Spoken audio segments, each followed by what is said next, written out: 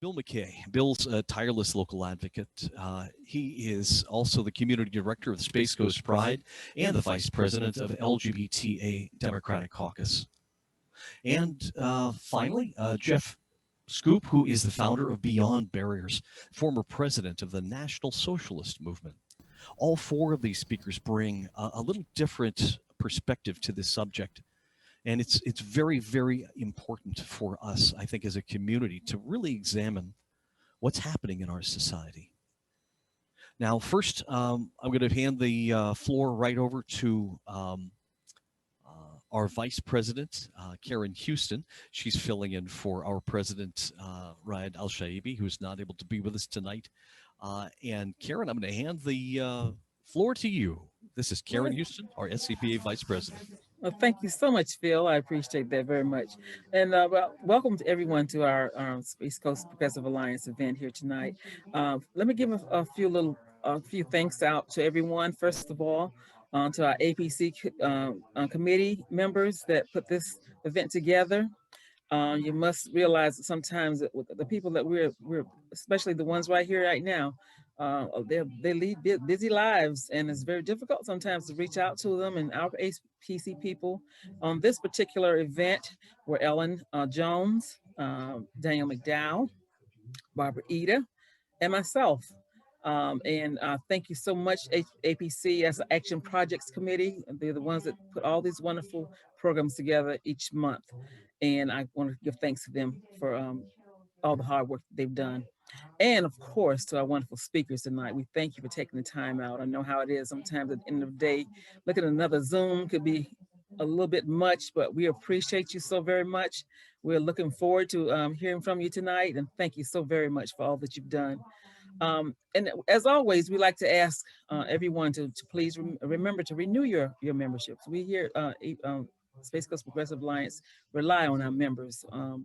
And we're hoping that we can even get more members. If you know anyone who's hasn't seen one of our events, please encourage them to join the Space Coast Progressive Alliance. It's by calendar year now. Every first of the year, that's where we start we used to go month to month that you sign up. That's what it used to be, but that's no longer the case. January 1, that's the beginning of our calendar year. Please check out our updated website and also our Facebook page, and like us on Facebook. If you go to our Facebook page, you'll realize that we've had some wonderful programs, and maybe that'll encourage you to come along and join us. We always need you. We'll not stop begging you to join us. Please come and join the Space Coast Progressive Alliance. And our speakers tonight will determine what our action projects are. Our action items are. Every time we have an event, we ask our speakers to leave us with some type of action item. It doesn't really make a lot of sense to see these things and to get all excited about them and do nothing with it. So if you wouldn't mind, whatever our speakers come up with, this topic especially, it's a hot topic right now, hate in America, and we're so horribly divided. So please, whatever our speakers can come up with as an action item, take heed to that and listen to what our speakers are telling us.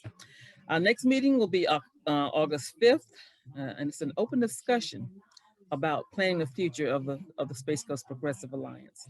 As I said before, we need you. We are asking you to join us and to stay alive and to thrive and to put on these wonderful programs like this. We need you. So I'm going to turn it back over to Phil. I thank you all. And let me say to Phil as well. Phil has been a wonderful moderator. He's always been here for us. He was our past president, one of the hardest working people you ever know.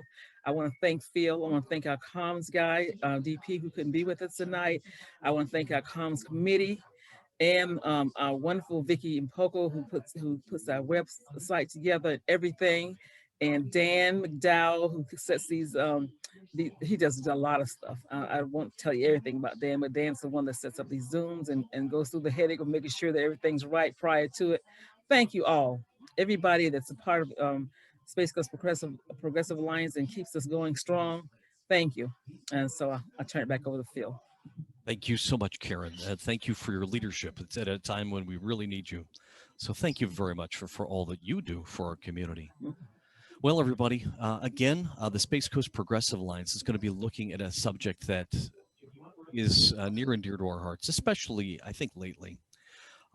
Hate is nothing new. Of course, people have been hating each other for pretty much all of human history.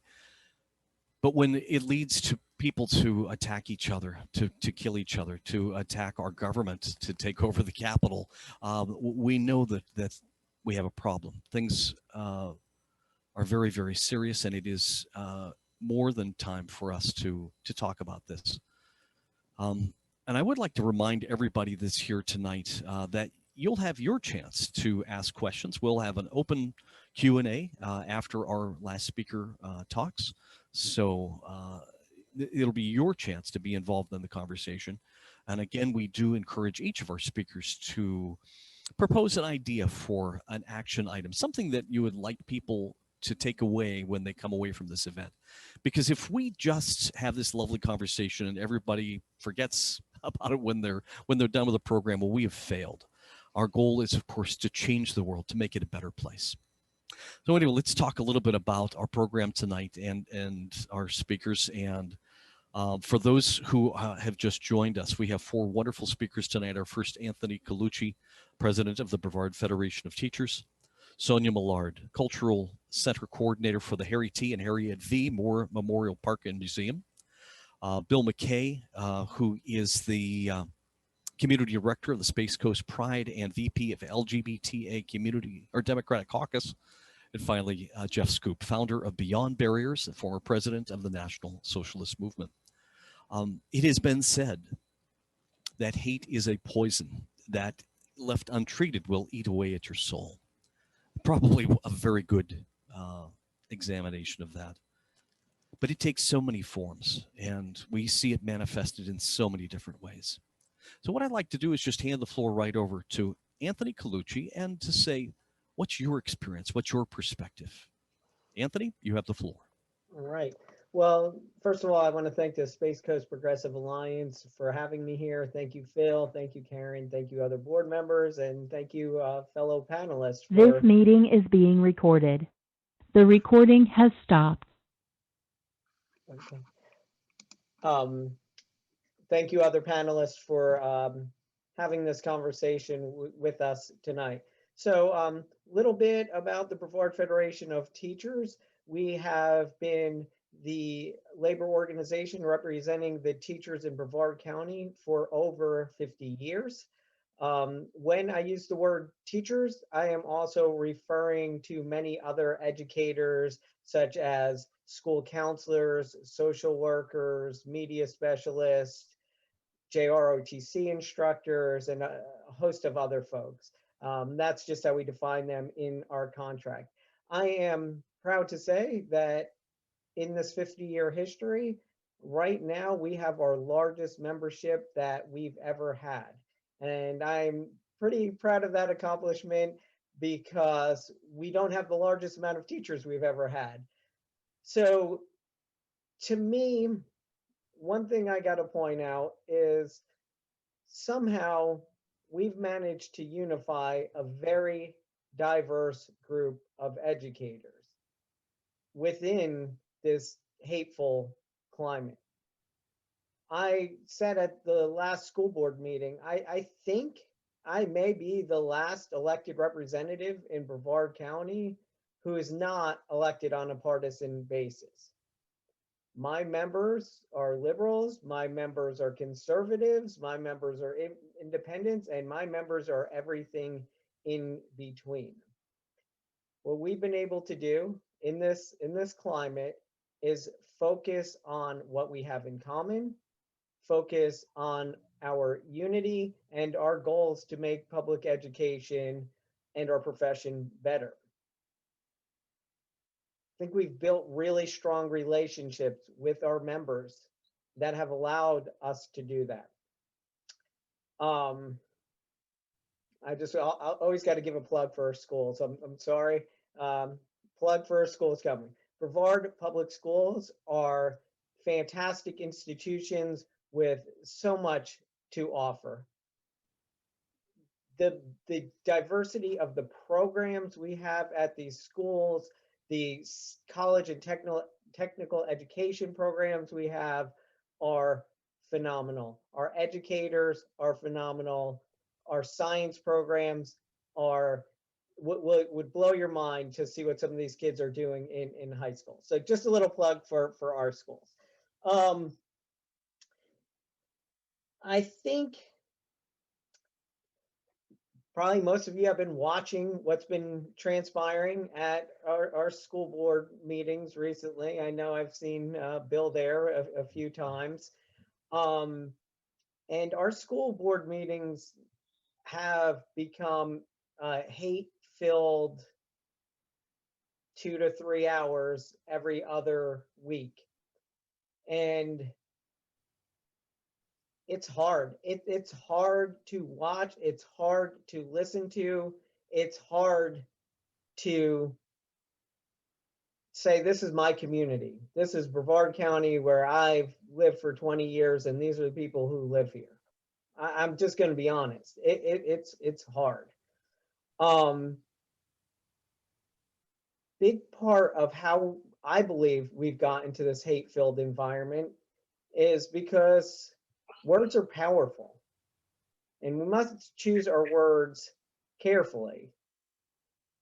And we must choose our words to do good in the world. Unfortunately, we know that there are politicians, media personalities who are choosing to use their words to divide, to make people angry, and ultimately to cause chaos in our country. We know that. And we've seen that on the national level. We've seen it on the state level, and we see it right here in Brevard County. And as these folks who are supposed to be trusted individuals are spewing all this nonsense, people are listening to them. But what they're not doing is listening to their neighbors. They're not listening to someone like me, who, yes, now I'm the union boss, but 5 years ago I was your kid's teacher. All right, they're not listening to their neighbors. They're not listening to their kids' teachers, to whoever it may be. And I mean, let's face it, all sides have been guilty of not listening to the other side. Now, specifically a month ago, it was the LGBTQ issue in Brevard County schools that became the hot button issue. Wasn't an issue at all. Nothing has changed with Brevard County policy. It wasn't being voted on. It was a disgruntled former school board member trying to keep herself relevant, trying to get on certain news channels to have a platform for her next move, has stirred up something that was non-existent. And I was talking to some of our team yesterday about LGBTQ issues, and thing is, we're like, this isn't new. Our school system has been dealing with this for a long time, dealing with this, for lack of a better phrase, let me say. But it's not really become an issue because our schools are doing a good job with it. Our schools are filled with caring people who want the best for all kids. And it's not been 100% perfect, but they found a way to navigate these difficult waters. However, when people start shouting and making accusations and playing on people's fears, and I guess I really need to mention that let's face it, fear mongering, playing on people's fears has been a big part of this. Somebody's coming into your kid's bathroom and they're going to get your kid. Well, that sounds scary. Not happening though. It's not happened yet. It's not a real issue. And then, you know, this has shifted into the latest hysteria and fear mongering, which I'm sure if you've turned on the news, you're hearing about it. And that is this discussion over CRT, critical race theory. You're not going to hear me talk a lot about critical race theory because critical race theory is not being taught in any school in Brevard County. It is not being taught in any school in the state of Florida. The same folks who are promoting charter schools, promoting privatization, who are the ones responsible for the abysmal funding in our schools, are the same ones screaming about CRT. And you start putting the pieces together and say, you know what this is? This is an attempt to destroy our public schools. Those of you who watched that press conference with Randy Fine the other day, you might have cued into the major part of that, and that is, and I've passed a bill that makes it students whose families make up to $95,000 for a family of 4 to get a voucher to a private school. That's what it was really about. Because although that group out there, you might have saw my picture flash up there from a board speech when I said, CRT is not being taught in our schools. So they try to use that to show that the school district is lying. But then Randy Fine says, well, CRT is actually not being taught in our schools. I'm just, you know, I'm afraid it could be taught in our schools. So this CRT thing is very ugly right now. It's very ugly. It feels very like there's a lot of hate surrounding this issue. People don't understand it. People aren't talking to one another. They're not listening. They're hearing the talking heads say, this is a problem in our school. They are indoctrinating your children. They are indoctrinating your children. That's terrifying. Don't indoctrinate my children. It's not happening. Brevard County's had a policy on indoctrination for 10 years. If we had teachers indoctrinating students, I would know, because I would be in those meetings representing them and making sure that their due process is being held. It's not happening, but boy, does that sound scary. And I don't care what side of the political playing field you're with. Nobody wants their children, their grandchildren indoctrinated. But you know what they're doing? They're doing just this. I'm talking about critical race theory instead of talking about how we have a massive teacher shortage in the state of Florida, how our schools are under-resourced, how our kids are over-tested. Instead of talking about why don't our kids have one-to-one technology after seeing how needed it was last year during the pandemic, after talking about how our veteran teacher pay is basically the worst in the nation, I'm talking about something that does not even exist in our schools. It doesn't even exist in our schools. You know, and just for informational purposes, African American history, the Holocaust, they're going to still continue to be taught in our schools.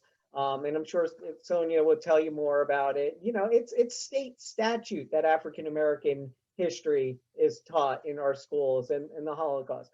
But what this has become, this hateful rhetoric, isn't going to be an attack on our teachers, because anytime somebody now hears a discussion of race, of civil rights, of slavery, of Jim Crow, or any controversial topic, and they don't like it, they don't like the teacher, or there's something they're concerned about with the teacher, they're going to hit a button and they are going to report that to the school district, and the school district is going to they are obligated to do an investigation into that.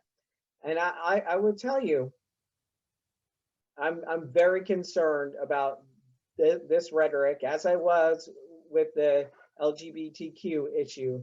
But I mean, just 2 days ago, I got a call here in the office, and I mean, I don't know what else to call it, but besides a threat. Hi, I'm so and so. I'm a community member. Can I share my views about something? I try to be a listener. I try to engage in dialogue because I know that's the source of hate and misunderstanding. So I said, sure, I'll be happy to listen to what you have to say.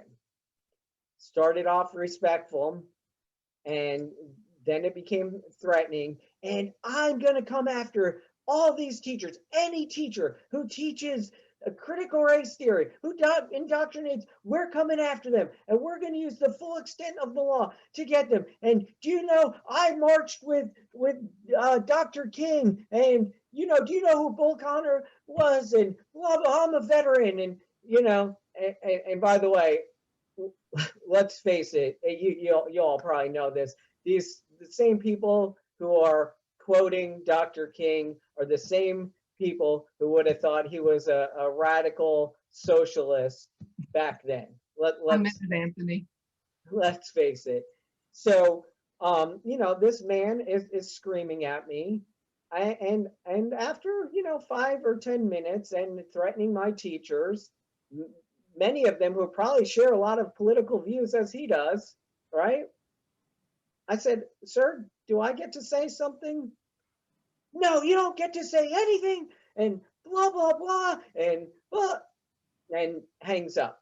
So this is what we're dealing with. How do we, you know, improve hate if we can't even listen to one another? Time's up, Anthony. What's that? Time's up. Oh, okay. Well, thank you guys. I didn't think I could really talk for that long straight, but apparently I got a lot inside. I got a lot of angst inside. Thanks, guys. Anthony, if you would like to close, we don't mean to just pull the plug on you there. She's essentially ringing the bell there, but if you feel comfortable that you're closed, we'll move along. Do you have anything you want to close with? I just would reiterate, you know, I'm fortunate enough to be forced to listen to a diverse group of people, because that diverse group of people is what keeps this organization going. And I don't always agree. It's frustrating at times, but in the long run, we're a better organization and we're a better school district because of those diverse opinions. Well, I'll tell you what, for all of our viewers, if you have not been to a school board meeting in a while, I highly recommend it. It is an important low-level governmental agency that many people are not paying attention to, but we all should. School board meetings across this country have become more and more heated, more angry, less, you know, I guess the message is that many people in the audience are just angry. They come in angry and they like to vent, and it doesn't really lead to a productive or reasoned discussion. And it's having regular citizens who could come in and lower the temperature, de-escalate. It's a challenge for the board. It's a challenge for the superintendent. One of the interesting things about this, I guess, and Anthony, you could correct me if I'm wrong, but much of this anger is adults. You know, the kids, you know, we always think about kids fighting at school and kids being a problem and kids being angry and kids being bullies. Some of the biggest damn bullies are actually the parents. And that's an unfortunate reality. Probably always been that way. But you know, Phil, I actually had that written down and I overlooked it when I was speaking. But yes, the difference between our kids in these schools and our parents is completely different. It's just night and day. Our kids are good, kind-hearted, very accepting, very, very different than kids when I was growing up, you know. And then the adults, not so much. Some of the adults, to be fair, some of the adults. So for those of you that have just joined us and tuned in, you're with the Space Coast Progressive Alliance. We're having our monthly First Thursday event, which is actually happening on the second Thursday here in July. And the event is called Hate Lives Here. We're talking about hate with 4 fantastic speakers. Anthony Colucci, we've just heard from the Brevard Teachers Brevard Federation of Teachers, by the way, one of which is my wife, who I support the BFT myself. Anyway, Sonia Millard, who is the Cultural Center Coordinator for the Harry T. and Harriet V. Moore Memorial Park and Museum. Bill McKay, Community Director, Space Coast Pride and Vice President of the LGBTA Democratic Caucus. And Jeff Schoep, who's the founder of Beyond Barriers and former president of the National Socialist Movement. And when we're done with our panel, we'll be opening the floor to all of you that have joined us tonight. We'll have a Q&A where you can actually ask questions, get answers, interact with our speakers, and we'll have a very open discussion. And by the way, for those of you that are on Zoom, you're currently muted, but once we open the floor, you'll be going to the, depending on your platform, whether you're on a computer or a phone or an iPad, look for the little reactions button, and there will be, if you hit that, it'll allow you to raise your hand when the time comes and we're asking for people that want to ask a question. You'll be using that little reaction button to raise a hand. We'll be able to identify you and then take your questions via Zoom. Let's move on to our next speaker, Sonia Millard. She is, again, the Cultural Center Coordinator for the Harry T. and Harriet V. Moore Memorial. And by the way, folks, if you have not been up there to visit, I strongly encourage you to do that. It is a wonderful center, a wonderful place to visit. It is the Moore story is very, very sad, but it's very important, and especially for those of you that live here on the Space Coast. This is part of our heritage and our history, even though it's difficult. But if I might, Sonia, you now have the floor. We look forward to hearing your views. Well, thank you. And thank you for the lovely invitation to speak at Space Coast Progressive Alliance. Hate Lives Here. You know, the story of Harry T. Moore and Harriet V. Moore is really about hate, history, and hope. It should also be considered a cautionary tale where, if we're not careful, history may easily become prologue. This history is one we dare not repeat. America must not let fate be an invitation to more injustice. You and I should not allow today's prejudice and race crimes be a preview for more racial abuse to come in the name of ignorance, in the name of fear, and in the name of hatred. However, sadly, history has proven that human beings do tend to make mistakes. And with the current political climax, is evidence that there's pockets of society which has devolved to the extent that Jim Crow behavior has resurfaced in American society. Today, around the globe, extreme right-wing organizations shows themselves without restraint. They're encouraged to reveal themselves with a sense of flawed pride and eager defiance. But dark chapters in history should be our lessons, not our fate. Harry and Harriet Moore opened the door. They emerged at the beginning of a crucial chapter in America's history, and events surrounding their life set the stage for a turbulent future urgently in need of correction. See, he was the most hated Black man in the state of Florida. He was before I Had a Dream Today. He was even before By Any Means Necessary. How come nobody ever heard of Harry T. Moore? I'm going to take you on this journey real quick and come back to Hate Lives Here. Killed on the day that Christians celebrate the birth of Jesus Christ. You know, Mary, little baby, the bright and the morning star. Some even say the Alpha and Omega. I like to take you back in time when we lived under the rules of the Jim Crow law, separate but equal. That was the law of the land. It was illegal under Florida Constitution for white and Black children to be taught in the same school, and for white teachers to teach Black students, and textbooks for Black children had to be stored separately. If Black families wanted their children to receive a high school education, they had to send them out of town or even out of state to Hampton or Morehouse. That year, Harry enrolled at Florida Memorial. The state of Florida spent $11.50 for white students and only $2.64 for Black students. See, Blacks wasn't allowed to enter the front of a store, eat at a lunch counter. I'm talking about the Jim Crow era. And when Black men came upon a white woman, they had to put their heads down and never look in her face. And better yet, they better walk across the street. I'm talking about the Jim Crow era. This was a time that Blacks were unable to swim in the community swimming pool. And when some Blacks did do so in Jacksonville, Florida, they poured lye into the pool. This was the Jim Crow era, pure hatred. Now, in 1927, Harry was promoted to principal of Titusville Colored School, and Harriet started teaching as well. By 1934, he did a transformation that would change Harry's life, his family, and ultimately the state of Florida. See, in 1937, Brevard School Board spent $69.05 for white students and only $27.04 for Blacks. And the Black school often closed after only 5 months, just in time for citric harvest, with the announcement by the school board, "We out of colored school money. Close the colored school."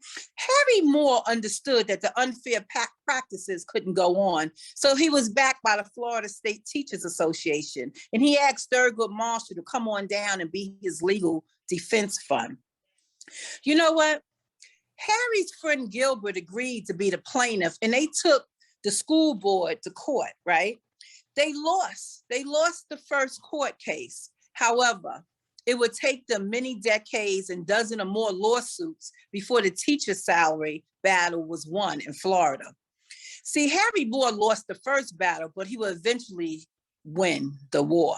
So if filing lawsuits over teacher salaries could get you fired in the Deep South here in Florida, standing up against lynching could just get you killed. But remember, we're talking about hate lives here. First, a few facts which may surprise you. The disturbing truth is that for decades, Florida was a haven for lynchings, which flies in the face of our image as a tourist paradise.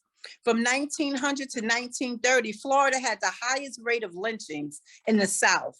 I'm talking about the rope was hung around a tree, a noose around a Black woman's neck, the noose tied tightly around a Black man's neck. I'm talking about a noose around the neck of a little boy or a little girl, not quite 10 years old now, in front of all the townspeople, in front of the neighbors. They making a mockery and provoking fear. A noose that sometimes they would cut off the body parts of the male and stuff it in their mouth. 4.5 lynchings to every 10,000 Blacks, pure hatred. From 1921 to 1946, Florida had 61 lynchings, and that was twice as many as Alabama. And Harry T. Moore just threw himself in it. He wanted to know all about the lynchings. And if you thought that rocked Florida, they said, "Who is this Negro? He's getting too big for his britches." You know, Harry T. Moore started implementing the NAACPs throughout the state of Florida. He understood that we have to vote. He got over 116,000 Blacks to vote at a time when many Blacks were scared to do anything. So he mobilized, he energized, and he got all of the Blacks just looking for a better day to live here in the state of Florida. Let me say this. Harry and Harriet Moore was really just like you and I, right? They went to work. They didn't ask for help. They didn't want handouts. They always wanted to help their community. They had a love for God and their country. And even though their country wasn't showing the love back, they loved their country. They both understood the importance of education and that a high school diploma is not enough, but a college education can open up some doors for you. Besides, they were school teachers. Harry was a principal. And like most of us on the line tonight, we take an interest in our community. We involved on many different organizations for the betterment of mankind. Harry saw injustice of another time when men and women were being lynched. He stepped in. Now I want you to think about how you spend Christmas with your family. If you celebrate, can you smell the food cooking? Can you see the presents under the trees? Hear the laughter from the kitchen. In 1951, on Christmas night, the Moors celebrated Christmas pretty much like you and I. They visit family, they enjoyed the delicious food that was cooked with love. And, you know, maybe they was a little sad because Evangeline was coming home the next day on the train, but it was also their 25th wedding anniversary, a day that they exchanged their vows in the sight of God. And they enjoyed the cake and they laughed and they danced and they went to bed. What they didn't know was that something evil was lurking in the groves because of the color of their skin and because of their activism. They crawled under the house, the KKK, like a snake. They lit that dynamite and boom, at 10:20.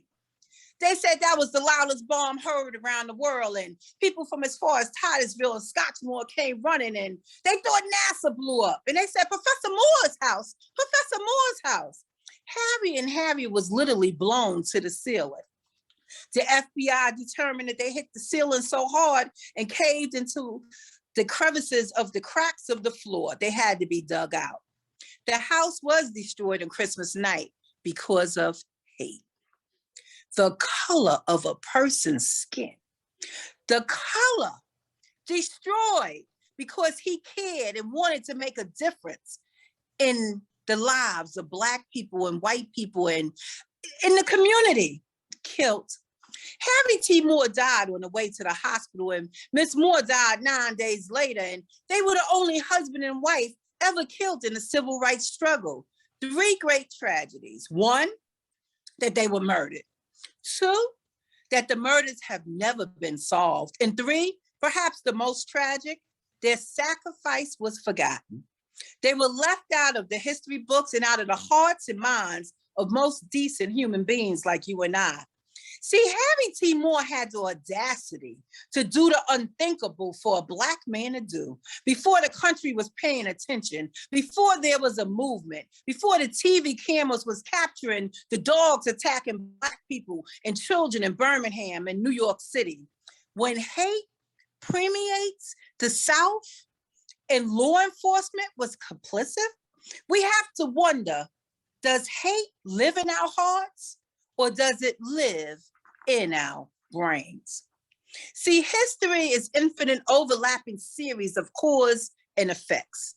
It was not long after the death of Harry and Harriet Moore that civil rights could no longer be ignored or taken for granted, with so many courageous Blacks stepping forward to risk their lives too.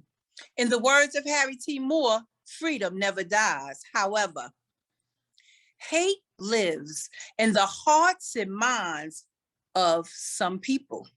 So we must remember the past and then participate and become involved in a solution for a better America. Together, without shame, without stigma. Now, you asked us to give you an action item, and I want everybody on this line, this is my action item to you. I want you to, and I'm not going to date myself because usually, remember, it was a telephone book, the little black telephone book, but I want everyone else to take their cell phones out and go down that list of contacts. And don't say it out loud, but when you go through your telephone and you look at your list of contacts, I want you to look at each person in your telephone and say, do I have diversity? Do I have another religion? Do I have someone else another color? Do I have diversity inside of my friendships and my telephone? Because your telephone is sacred to you. So those are people in your inner court. Watch this. I don't want to hear about one or two, you know, that one friend, that two friend. I want you to be intentional. Then when you see that maybe you're not quite up to par, and I did this, I really did this myself. That's when you be intentional and you go out and you meet other people of different races. We are not in this world alone. God didn't make us long rangers. We're here on the fabric of each other, woven together through humanity. So when you look in your phone, my action item is to be intentional, see how diverse your friends are, and if not, meet some new friends, join some new organizations, get involved and make a difference, because history is writing now, the books for later. And what are you going to say to your legacy, to your children? What line in the sand were you on? What line in the sand were you on? I just want to say thank you again. And remember, don't allow hate to live in your heart or your mind. Thank you. Thank you so much, Sonia. Yeah. Yeah, I'll tell you what, we really appreciate the very inspirational words and a great action item. And I would personally like to add an action item for everyone. Please go drive on up, visit the Harriet V Memorial Park. It is definitely a place that is full of emotion. It's a terrific learning experience, an opportunity to learn history that I think most of us need to learn more about. It's just a lot of fun. It's just a fun place to go. I've certainly enjoyed my visits there, and I certainly encourage you to go there. Action item, good action items. By the way, for all of our speakers, it is such a shame that we're not live, you know, they're not with a crowd of people, because I'm telling you, you would have a very enthusiastic audience right now, people up clapping and standing here. So for right now, I have to be your cheerleaders. But I tell you what, you know that our audience thanks you for being here for all of our speakers. Our next speaker, Bill McKay, Community Director, Space Coast Pride, Vice President of the LGBTA Democratic Caucus. He's also a member of the SCPA board and a long-term supporter of the SCPA. Bill, you have the floor. Thank you, Phil. You're welcome. Thank you for letting me speak. And actually, I've got two tough acts to follow here. I'm not sure where I'm going to go with this. This whole meeting came about when the APC was sitting around and thinking of topics. And I had just actually gotten back a couple days ago from the school board meeting locally here. And I was really angry. I was tired. I was fed up. I couldn't believe what had been transpiring. You know, when it was literally, I had to step back and take a look at myself. And when I looked at I wasn't actually at the meeting that was the worst one. I went to the one after it. But I was looking on the YouTubes that everybody had, and they had recorded things. And I was struck by the amount of children that were in the crowd. There was actually a gauntlet that our LGBTQ plus students and families had to walk through to get into that board meeting. And there were children and parents and Christian organizations literally spewing hate at these people and these students and children. It's like, and I was just struck, and it made me have to think, you know, where does this come from? Where has it become okay in our society to teach children hate? And where is it okay in our society to do it with no shame? There's something that's transpired in this last 4 to 5 years, and I can probably name where it is, but people have gotten to be shameless about what they say, who they say it to, and how loud they say it. And you know, then that actually led me into introspection and led me back into my own childhood.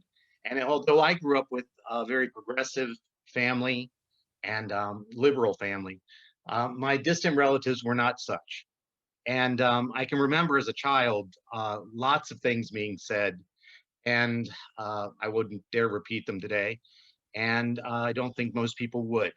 And then my parents, you know, were respectful, because you always respected your elders back then. I'm talking many, many years ago. But they would get us in the car and they would tell us, now, you know, that's not okay. You know, but, you know, the reality is it's a different world today that we live in. And I guess I was just thinking back on those things about, interestingly enough, how many of those things that were said to me as a child still exist in my brain. They literally are there, that I have to push them away. I mean, it's like I call it dog brain, where you can try all you want to change how you think, and unfortunately, it's still going to be there. It's just what you do with it, you know, that makes the difference today. that I recognize it as something that's terrible, and it's something that I shouldn't even recognize. However, it still comes up occasionally. All of those things that were said as a child, and I'm thinking to myself, how do I permanently change that? And that's what led to this Hate Lives Here, and more or less why we chose that visual that we have, where it's the hate and the brain, because we wanted to actually have people think about how it actually exists in each and every one of us, and what we can do as individuals to fight against it. You know, it's so important that each of us looks inside of ourselves, and we can think we're as progressive, we can think, and we are. Most of the people I know are wonderful, wonderful, caring people, especially the people I know in this community. But the reality is there's always something in us that we can work on and change, you know, and recognize and reach out to other people. You know, I actually speak for myself, and I speak for the LGBTQ community. I like to think that I often speak for at-risk minority groups, you know, because I truly believe that, you know, it is here locally, and I don't say that um, loosely. The school board meeting was just a culmination. I know from friends that have been verbally attacked here. One who's an LGBTQ, actually, lesbian couples, Asian LGBTQ people who have been verbally assaulted, and literally just it's as if they don't even think about it. It's just they say it, and it's like, and when I say that, it's like there. When I was a kid, it's just like you used to go to these. They used to say these things in private or in a bar room or somewhere with their family. You know, now it's on the street. It's not even hidden. You know, and it's literally done brazenly, in my opinion. So when I think about this, and after the school board meeting is when I came up to think of all this, and I guess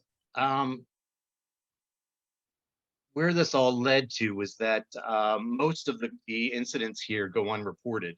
I would venture a guess that no one here in Brevard County knows that when the first LGBTQ bar opened up in West Melbourne, there was a bomb threat. You know, literally. I mean, these are the things that are not spoken about.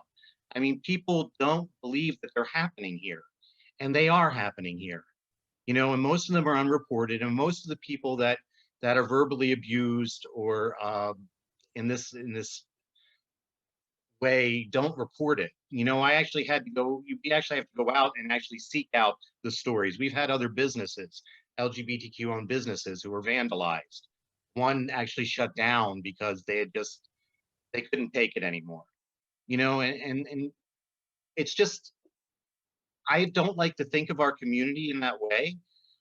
And this is why I'm here fighting against it, you know, and this is why I believe that each of us, uh, if we can analyze where that comes from and actually inform other people and talk to other people, you know, the biggest thing I found today is that so much information and misinformation is being transferred online. People are not vetting their information at all. You know, people are just taking things and running with them and believing them. It's like, you know, the old game of telephone, you know, where it starts out as one thing, and by the time it hits the 10th person, it's something totally different and something so far removed from what it started as. And that's what's happening with our information, in my opinion. People see something, run with it, don't vet it, don't look at it. I actually was talking with a relative, a distant relative, in the last week. And first of all, you know, they started with the election, and I actually had to say to them, we don't want to have this conversation. I trust me, we don't want to have this conversation. And we moved on to a different topic. And actually, what we moved on to was trans sports kids and bathroom issues. And I thought, wow, here we go. And it literally took me an hour to talk this one through and explain the difference between, first of all, a transvestite and a trans person, all different aspects of sexuality with my community. I'm like, Not that I minded doing it, but I thought to myself, it's like, where are you getting your information from? Where is this coming from? And worse than that, you could tell the disdain that was coming from that person. And it wasn't disdain for me. It was really odd. It's like, I'm family, so I'm okay. It was disdain for everyone else, which I thought, this is very odd. If you don't understand that I'm part of this community, then there's something else wrong here. Like it's very, very odd. So when I actually got through all of that, I actually was able to instruct them on different things and bring them around. Whether it worked or not, I have no idea. But this is the whole thing, is that we have to actually address this directly to people. And what I've actually come up with, and really, if I had to think of an action item, I'm really thinking, and what I've had to change in my life is I used to be very respectful. When I hear people say something that's just incorrect and wrong, I now say something. I'm very respectful about it, but I'm very direct. It's like, no, that's not correct. And actually, if you wanted me to take the time, I'll find the information for you and show you what it is. But the reality is, if I don't want to say this, as progressives, and I'm a Democrat, and honestly, I wasn't a Democrat until this last election, because I realized I needed to take part in the primaries. But as a Democrat, we are actually, as a group of people, generally respectful. And at least the ones I know, it's like, we don't want to rock the boat. It's like, and we're not, it's like, it's time to not rock the boat. You have to stand up, and you have to stand up for what's right. And you have to actually correct people and say, this is what the actual truth is, because truth matters. We can say that hate lives here in the brain, but we have to speak truth, because the actual fear that these people are living in, and that's what another thing I come back to when I was having that conversation with a relative. All of these things that were coming out and he was questioning were about fears. A fear of this, a fear of, oh my God, heaven forbid a trans person would come into the bathroom with them. And I'm like, these people are very private people. I guarantee you they're going to a stall. Anyway, I'm sorry, Bonnie, I'm probably running over, aren't I? No? Okay. I have a tendency to run on people. You have 4 minutes. Okay. The basic of this is that I recently went through a whole process of looking at my whole life and implicit bias and privilege and all types of things that I never really took a good look at, and realized that, I have a whole lot of privilege as a white man. However, my privilege diminishes when I tell people I'm a gay man. And it never really occurred to me that that's what was happening. But it does happen, and there are people, well, let's go further. Let's go, I'm a lesbian, which is a woman who's gay. Then let's go a little further. You lose a little more privilege, and then you go a little further. But anyway, I digress. And I'm going in an opposite direction. But I guess I'm looking at everyone, and I'm saying to each and every one of us that we all have the potential for hate to live in our brain, and we have to fight it, and we have to fight it verbally and vocally, and we have to make sure that when we're out in public and in places that matter, that we address things that are incorrect and misleading and information that's not what it should be, and probably lead people into areas where they may want to research a little more. Anyway, I think I've gone on long enough, and I'm going to cut myself off here. And I want to thank you all for the privilege of being able to speak. Thank you. Thank you very much, Bill. I'll tell you what, and again, you'd have an audience of people applauding right now, people standing up and saying thank you. Your life story is a very important one, and it is a story of adventure and leadership and a lot of pain and a lot of a lot of stories that are tough to tell. Each of our panelists has these different perspectives, and I tell you what, I'm so lucky that we have this wonderful panel here tonight. I don't think we've had anybody else join us, but just in case anybody has, this is the Space Coast Progressive Alliance, and our event tonight is called Hate Lives Here. We're examining the issues across our society, many different ways that hate is driving people to do things that are violent, confrontational, disruptive. It's a threat to our government, a threat to our society. It's certainly nothing new. But the one thing that may be new is that we have the ability to openly discuss this in a way that I'm not sure that it's really ever been possible before in our civilization. The opportunity to have a dialogue literally around the world, you know, via these electronic means. And by the way, I'd like to mention the fact that ordinarily we live stream this on Facebook. We have a technical issue that's happened tonight, so we're recording this event and it will be streamed on Facebook. It'll be available later if it's not streaming at this moment. But the essence is our normal Facebook would begin streaming live as we began, and that didn't happen tonight. But we're going to make sure that this event is indeed distributed to everybody and run live. I think we might be feeding it via a couple other social media events or platforms instead. So anyway, it's going to be out there other than the group of folks that we have on the Zoom event right here. But anyway, thank you very much, Bill. I appreciate that. I'd also like to remind everybody that after our last speaker, we'll be opening the floor for all of our attendees here on Zoom to ask questions and answers, and we'll be doing that after our next speaker, who's our last speaker this evening, and that is Jeff Schoep. Jeff is the founder of Beyond Barriers, former president of the National Socialist Movement, and he has an amazing story to tell. Jeff, you have the floor. Thank you so much, Phil. First, I want to thank the hosts, Phil, Space Coast Progressive Alliance, Ellen, and your entire team, and all of the speakers that went ahead of me. Unbelievable, incredible, dynamic speakers, and it's a great honor for me to be here tonight. And this is always the most difficult part, is telling my story and telling the background. Because you need to, as a person, I'd like to remove myself from that and just talk about fixing things and the problems. But my background is something I'm not proud of. I was a member of the National Socialist Movement for 27 years.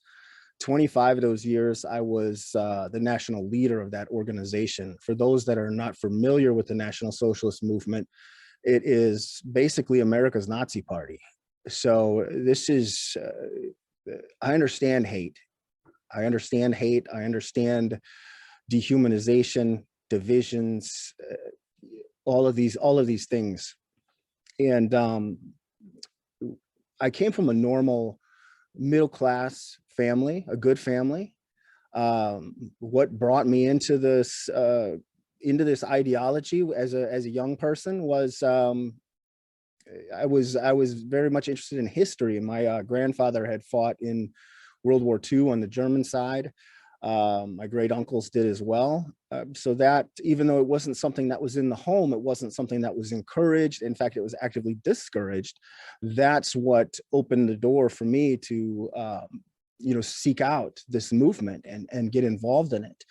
And I think what a lot of people don't typically understand about movements like these is that just about anybody can become susceptible to it. A lot of times there's a lot of misunderstandings about these ideologies and the way people get involved in it. And a lot of people will say, well, we don't need to hear about this because our family's not like that. Nobody in our family would get involved in something like that. I'm sure my family thought the same thing. So it is very, a lot of people will get involved in these kind of things and not really coming from a hateful place. And let me explain that when I say that. a lot of times when someone joins these organizations, and hate is definitely a part of it, hate is fostered there, hate is nurtured there, it is a big part of it. But I want to explain the driving factors. When someone gets involved in these things, nobody wakes up one day, or almost nobody wakes up one day and says, you know what, I'm going to go join the Nazis or the Klan or one of these organizations because I'm a bad guy. I want to be a bad guy or a bad lady, or, you know, that I want to join this and be something evil and bad. Nobody thinks like that. It's very rare. Now, I did come across those people in my time in the movement. There was a small handful of those people that would come because we would ask them, well, why did you join? Why are you getting involved? And you know, we kind of want to know that. And in a few cases, you'd have people that would say, well, I joined because I hate Black people, or I hate Jewish people, or, you know, things like that. And typically those people would struck me as potentially sociopaths, psychopaths. There was a small percentage of those people, and there is a percentage of those people in these kind of organizations. But that's not the majority. The majority of the people that are getting into this, and bear with me on this, I know it's a tough pill to swallow at times, but the majority of people that are getting involved in these things think that they're doing something noble, think that they're doing something good, think that they're doing something positive. When I joined this movement, I thought, I'm going to save my people, I'm going to save my country, I'm going to do all these wonderful things. Of course, now we know, all of us, everyone here knows, and I know now as well, that's the exact opposite of what these organizations preach. You lose your humanity once you've been indoctrinated, once you get involved in these type of things. You don't see the humanity of the other. You miss that. It's like it's disappeared. You may join an organization like this with this open-minded outlook, where you're thinking, I'm searching something out, I'm going to join something, I'm going to do something good. That's typically why people join.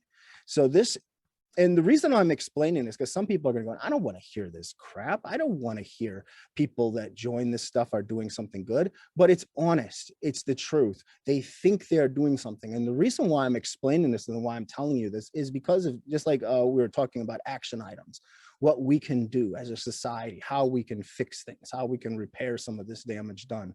Why I speak out today is to repair some of that damage done from the past. It's not easy as a man to get out in public and to admit and to say that you were wrong, especially coming out of an organization like that, where everything from their standpoint, from the standpoint of this organization, everything I said was right.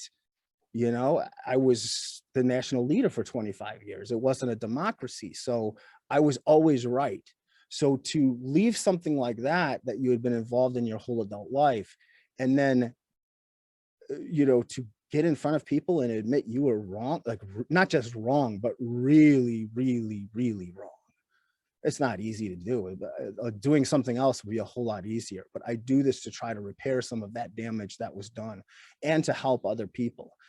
So a lot of people will ask, what was it that brought you out of that? You know, a lot of people wonder, is it you snap your fingers one day and just go, no, I'm not involved in that anymore? Typically not. Typically there's a series of events. A lot of times it goes with small seeds being planted. For me, those seeds being planted was it was a number of things, but a couple of people that are public figures that I can share with everybody was meeting an individual by the name of Daryl Davis, who is a Black man. He's a famous musician. Actually, he played with Little Richard, Chuck Berry.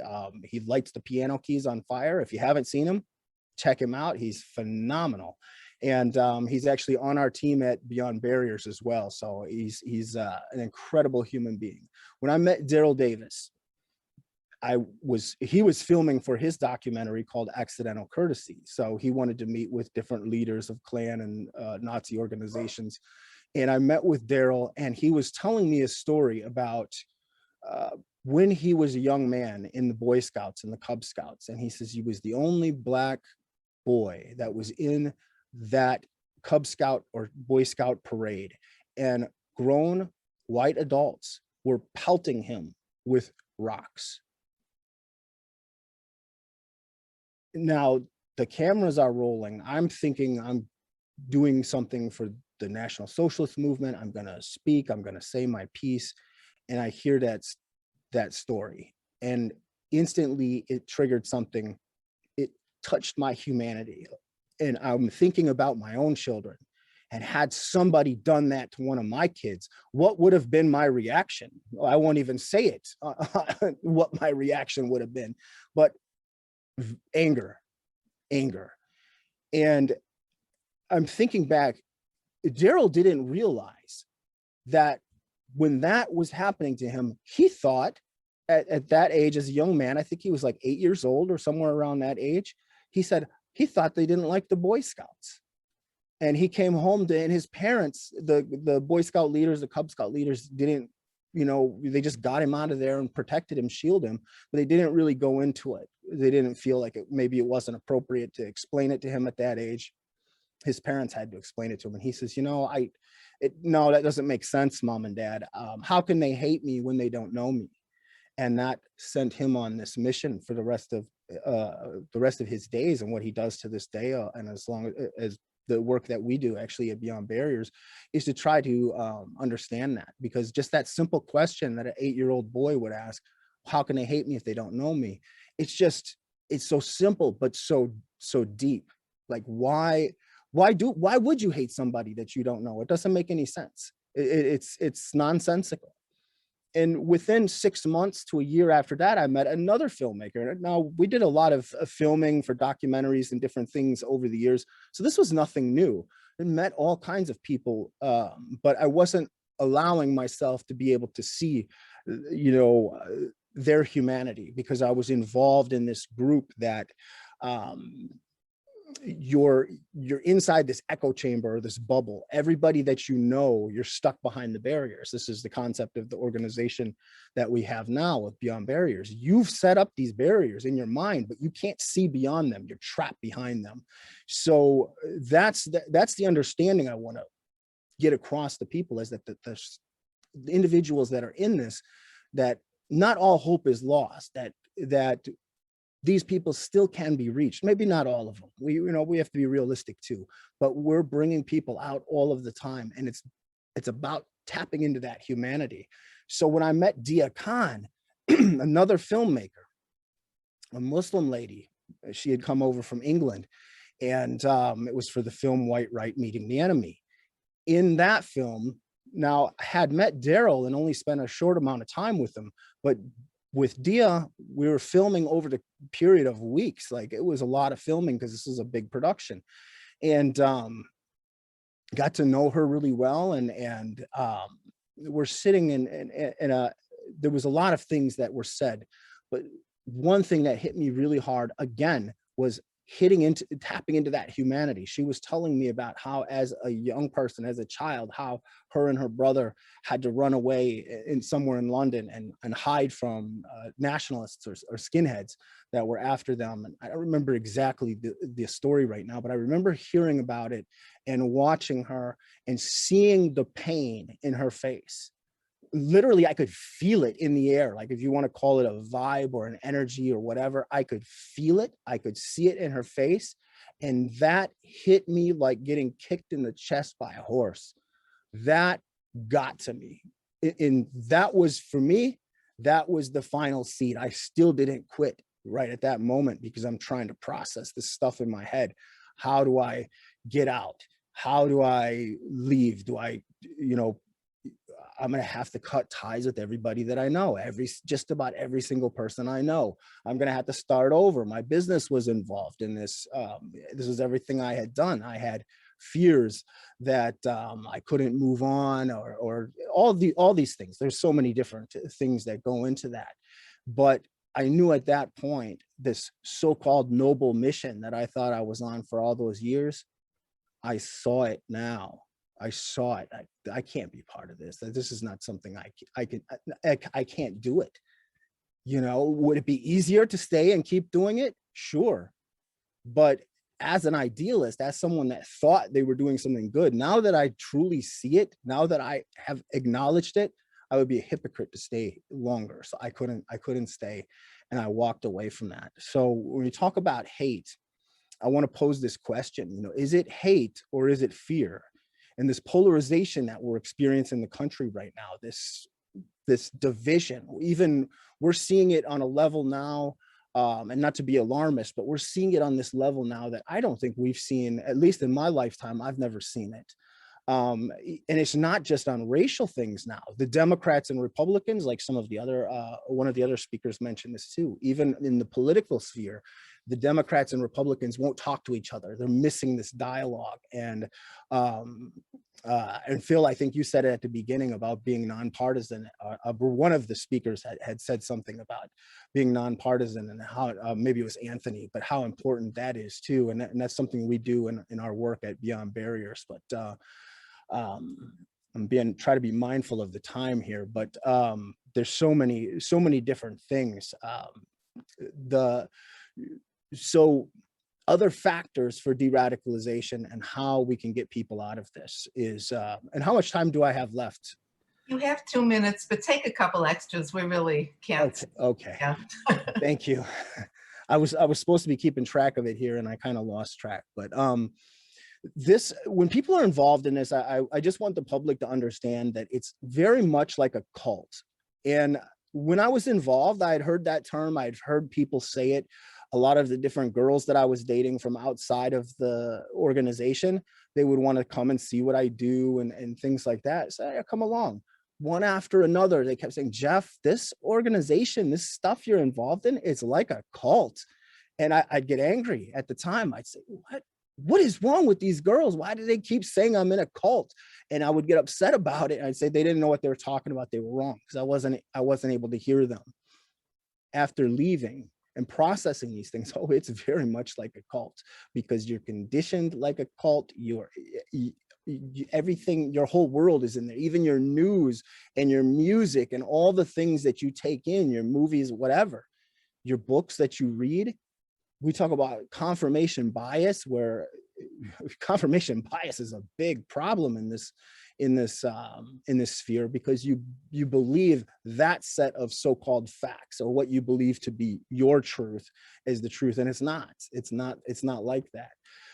So I want to say, like, engaging people with dialogue is so important. Having empathy for others, understanding, respect, and kindness. These are some of the 5 major things that are so important, and education as well. I think if we can do anything, and this was for the action point, I'm sorry, I missed it earlier.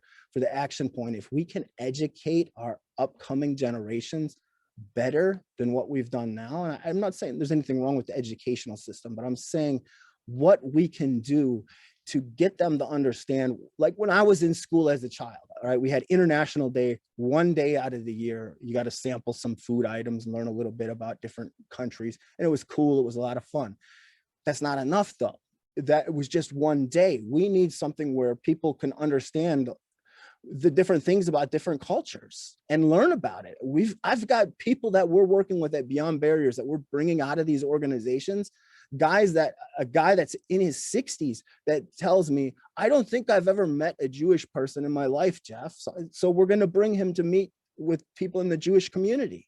There's we deal with this all the time. So if we can break down those stereotypes, we can stop people from getting involved in these type of organizations in the future. That's one of the things that we do. And we also try to educate them, the ones that are in there, and bring them back out. Because if we can reintegrate them into society successfully, those are less people that are doing this sort of thing. And just in summary, I want to say, it's not to, I've been criticized before where they've said, oh, he's just trying to get his old Nazi buddies out of the movement. That's what he's trying to do. And that's not a bad thing. But what I want to say is, saving one person that was involved in a hate group, that's just bonus points. Like if we can get them out, great. But what I'm thinking of, and what really spurred me to do this work that I do now, is some of the mass shootings, the mass violence, the killings that were happening in synagogues, mosques, churches, Walmarts, these kind of places. If one person that is going to walk into a place and start shooting innocent people for no reason other than the color of their skin or their faith or whatever, if we can off-ramp that one person how many lives can we save? So it's not about saving that one person, it's about saving the innocent. And that's, for me, that's repairing the damage done from the past, from the guilt and the weight that I carry from my past, to fix that, to try to repair that damage. Thank you so much. Thank you, Jeff. I'll tell you what, I think, thank you so much indeed. Again, the room would be very much applauding. You have come from such a very dark place and come to a much better place. But I think the warning is that for all of us that think that, you know, we could never fall into that trap, it would never happen to us, it could never happen to our family. The lesson is, it all starts with the man or the woman in the mirror. For all of us, it is very easy to fall into the trap of hate. It is very easy to be angered and to forget that you have to walk a mile in the moccasins of the other person to understand their perspective. There clearly is a higher ground. There clearly is a better place to be. And many of us, as Bill McKay said in his presentation, you know, you sit down with your family, people that you love the most, and sometimes you find yourself facing a pretty dark image, and it's hard. It's really hard. It's much easier to say, no, we won't talk about that. But I think we have to, you know, and it's, boy, I tell you what, it's a problem for me. It's a problem for most of us. You know, I love my family, and there are places that we just can't seem to go, and it's probably my fault.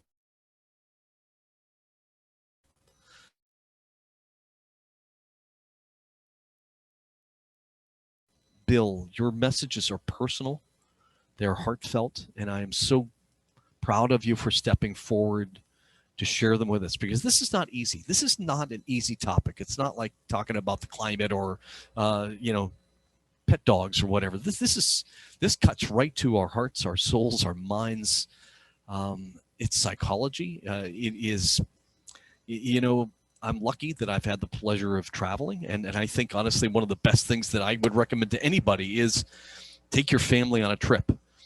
Go somewhere else. Meet people that are different. Get out of this country and go, you know, eat different food and see different, but you don't have to go that far. One of the things about our country is, of course, that we can just around the corner go find a different church, a different synagogue, a different restaurant, you know, eat food from a different country, you know, and talk to the people that work there, and doggone it, if you realize we're all the same. We really are. It doesn't matter what the color of your skin, whether you're a man or a woman or a boy or a girl or trans or whatever, we're all the same. We really are. Once you cut through the fluff, it is the lesson, is that when we find that in our heart, when we find that in our soul, suddenly the hate flows away. It's a beautiful thing if you can find that. Anyway, this is our chance to turn the floor over to our guests. Again, those of you that are joining us on Zoom, I'm going to ask you to go to the little reactions thingy, give us a raised hand, and we will call on you. And this I guess is again, in the different platforms, it's in different places, but if you can raise your hand, we'll be able to see who you are. And I see our first hand right up, and it is Bonnie Ida. Bonnie, please, if you could take yourself off of mute, please ask your question. I've had the pleasure of watching Jeff online a little bit, and I'm just going to ask him to tell one more story, the Seinfeld story. I think a lot of people here would really enjoy it. The Seinfeld story. Yeah, well, I think that you told the story about watching Seinfeld, that had some influence.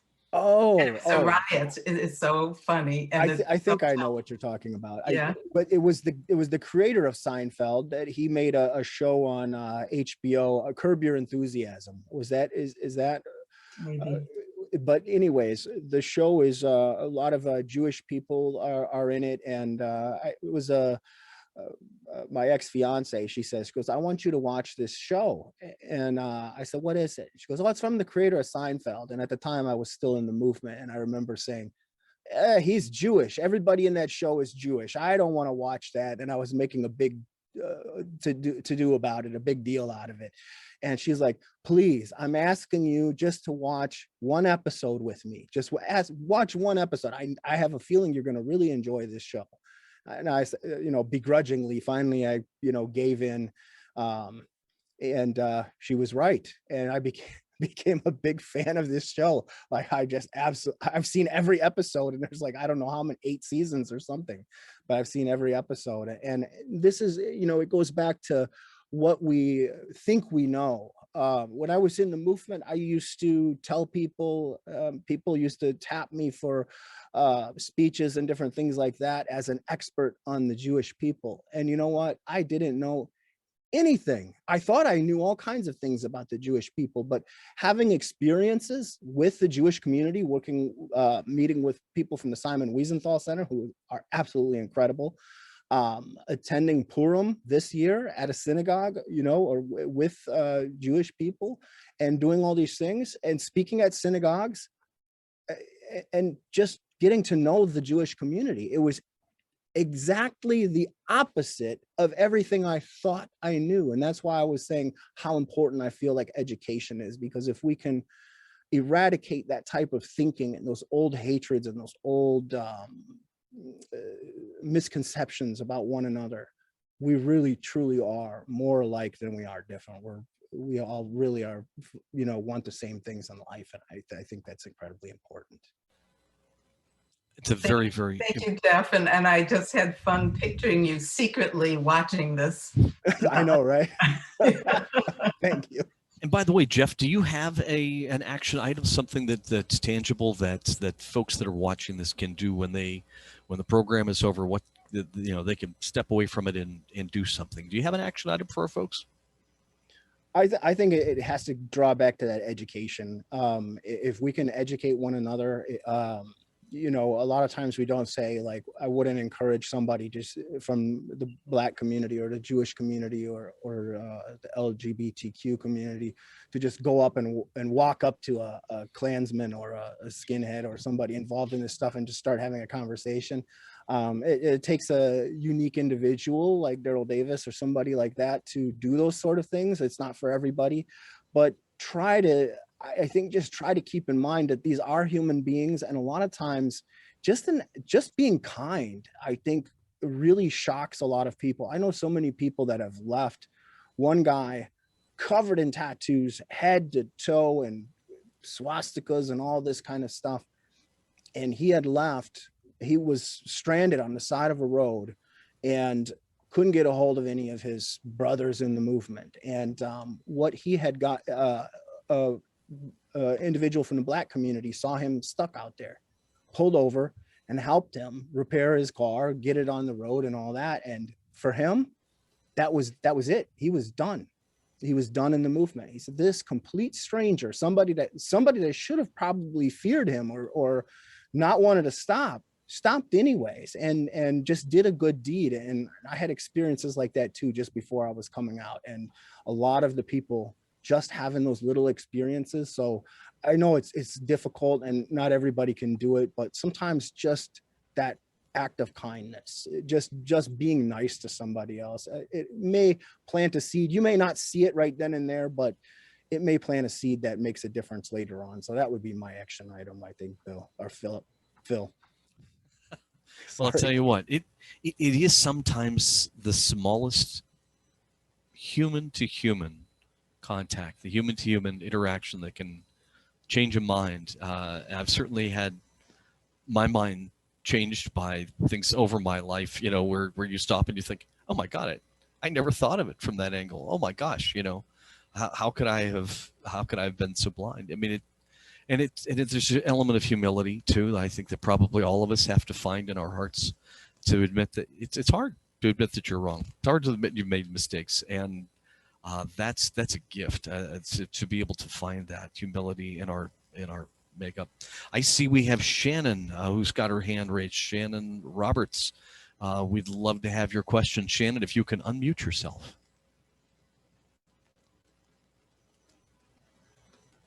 Can you hear me, Shannon? There you go. We got you. Is that good? Yeah, but we can't see you. We're actually looking over your head. Okay. If you could, okay. Yeah, that's okay. All right. You're okay.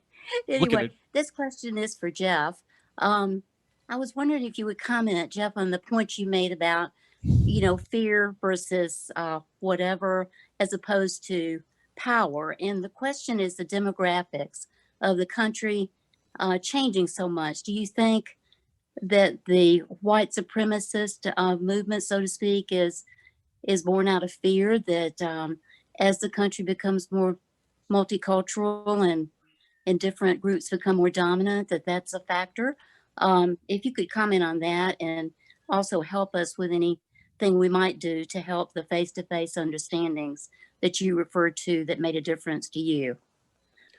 Yes, fear is, and I should have probably explained that a little better, but you're right. Fear is one of the biggest driving factors. And I didn't see it at first, but when I had met Dia Khan, and a lot of times she would say, it's kind of interesting, the political stuff you're talking about, but Jeff, it sounds like fear. And at the time, I was not ready to hear that. And nobody that's involved in it likes to hear that either. They'll say, we're not afraid of nothing. We'll fight everybody, and that's, you literally are at war with the world every day when you're involved in this stuff.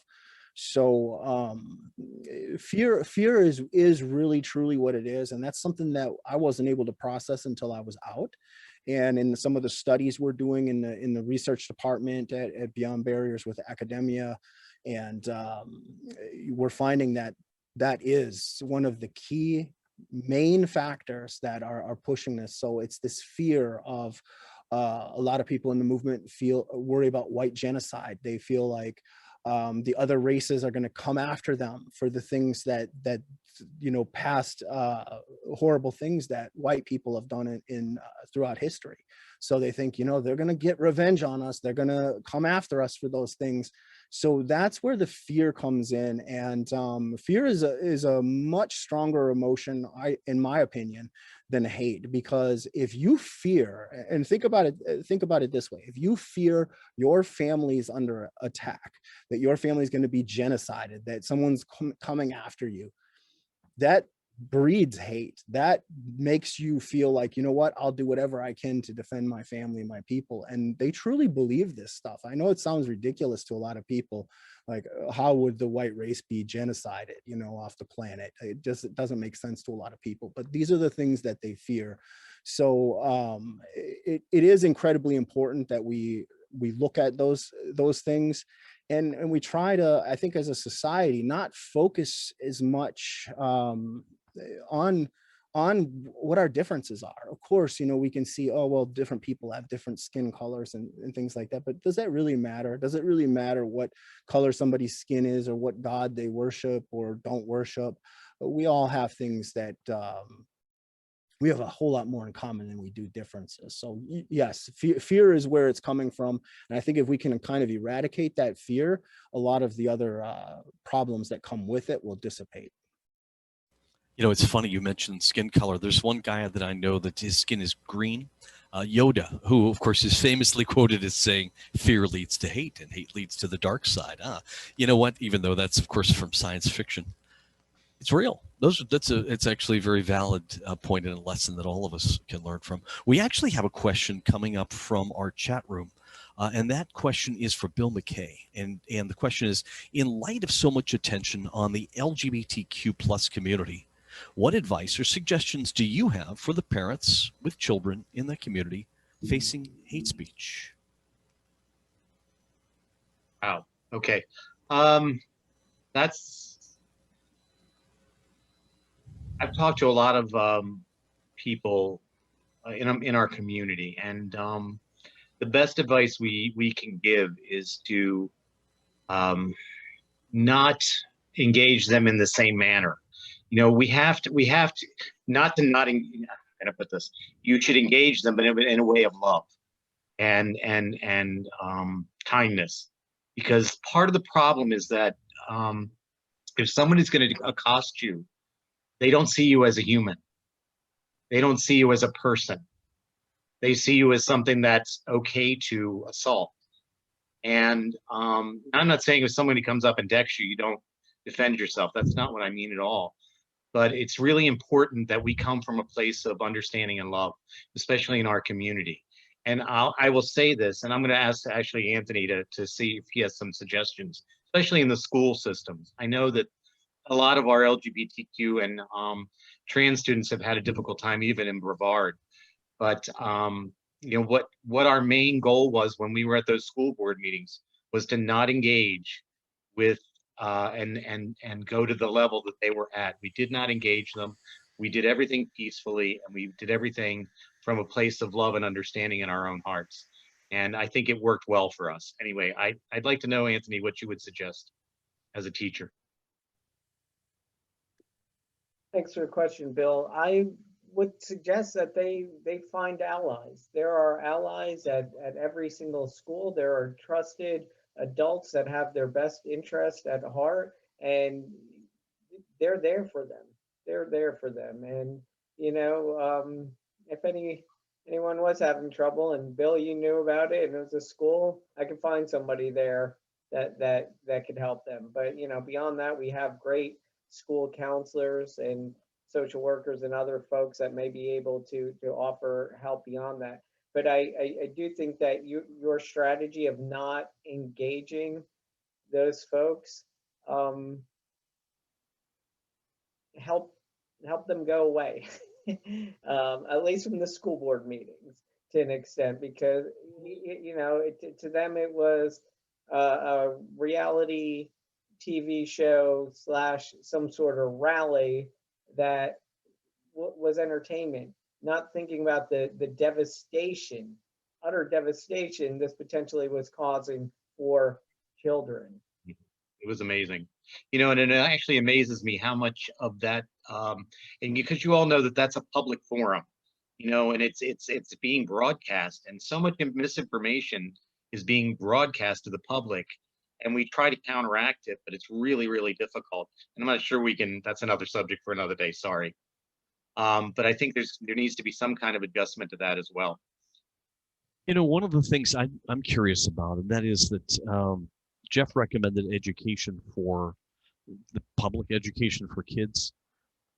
Do any of you have, anybody on the panel, any of the four of you, have any recommendations on a documentary, a good book, something to read for inspiration, to help, you know, when you're trying to talk down your family members, your uncle who is fuming at the table, you know, how do you de-escalate these conflicts? How do you help yourself cope with, I mean, when I think of our former president, it makes me angry. I feel, you know, these bad emotions, and, you know, and it's like, you know, I get a book from, you know, Gandhi or Dr. King, or, you know, I mean, what do you guys recommend? Each of you, I mean, do you have a recommendation on inspirational or educational material? Each of you, if you would please, in turn. Bill, you're up. Would you like to, do you have any recommendations? First, I'm going to say that Robert has a question, but he also is holding up a book called The Common Good by, I believe, Robert Wright. Robert Reich, yes. Yes, and I think he has a question too, but so just so you ask. Well, I'll tell you what, Bob Soroti is waiting. Bob, could you wait 1 second? Let me get a quick answer from each of our panelists on a recommended either documentary or a book to read. If we could just run quickly down the line. Do you have anything, Bill? I honestly can't think of anything. That's off the cuff. But I will tell you that when I encounter family members or something, the first question I ask them is where they're getting their information. And I find that that's an interesting segue. First of all, it makes me interested in, and I look up what they're getting. And then I can actually speak to knowing where the information's coming from. And then I can actually intelligently talk to them and say, not true, not real. And never, ever, ever do I say to someone, you're wrong and I'm right.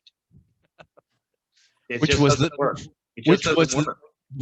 the title of a previous program that we did, of course, for the SCPA, because it's a tempting thing to say to people. You know, everything you know is wrong.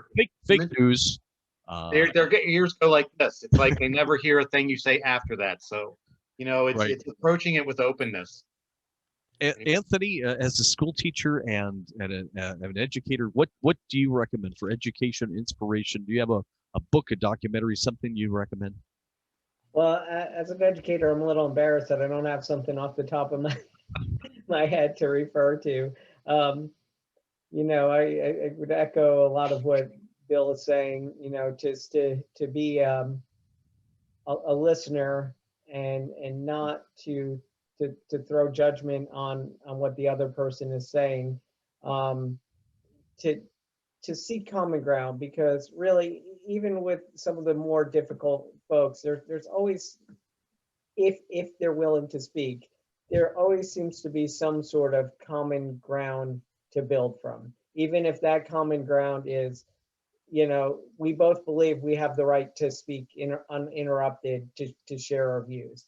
So for me, it's building from that common ground, which hopefully could establish a relationship enough to where you could have a hard conversation. I see on our chat right now, somebody, in fact, a couple people have recommended the same book. It is called White Right, Meeting the Enemy by Dina Khan. And in fact, I know that Jeff mentioned that documentary earlier, doing interviews with her. One of the people says it strives not to excuse the hate, but rather to see the humanity in others, no matter how abhorrent their beliefs are. Isn't that a gift, to be able to look into the eyes of someone you vehemently disagree with and to see the humanity in them and to say, oh, and I can tell you a personal thing. I mean, I'm a retired airline pilot, but I think about what was going through the minds of the guys that were flying those airplanes on September 11th that crashed into the World Trade Center, into the Pentagon, that would have come back and hit the Capitol. And I think about what was driving them, what were their motivations, and the more you read about how they organized, that is an interesting perspective for all of us, I guess, to think people that you vehemently disagree with and have every right to hate, but to try to think about where they were. My father was a witness of the Nuremberg trial, so I grew up with this idea of the Nazis and, you know, what were they thinking and why did they do the things that they did, and to understand that, not just to hate them as an entity and to throw them into the past and say that'll never happen again, because of course it can't. Anyway, you know, Bob Sirota, you've been so patient. Let's go ahead and take your question. Fire away. Okay, it's good to see you all. Great to see you, buddy. I just want to give a quick rundown on my background. I retired in 2000. I've been a member of the Space Coast Progressive Alliance for many years. And I always seek knowledge, and I've been teaching part-time all my life.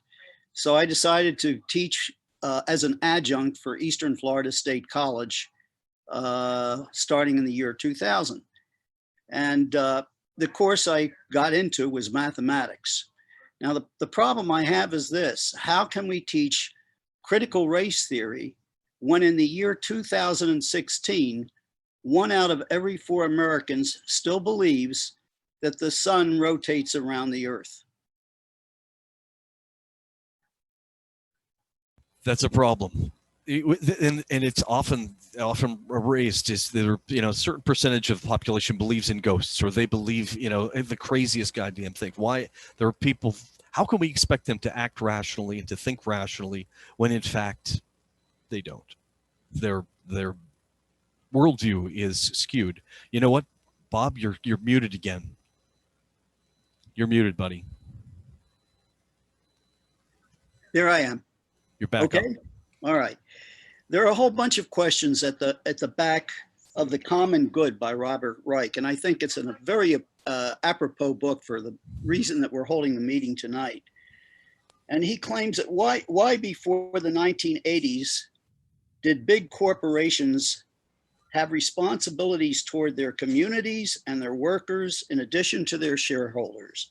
Why after the 1980s did the big corporations suddenly focus solely on maximizing profits and shareholder returns?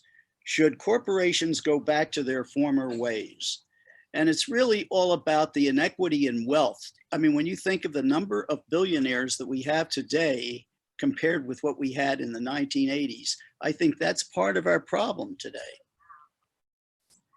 And so this question is directed at any one of our speakers or all of our Anybody. speakers? Anybody.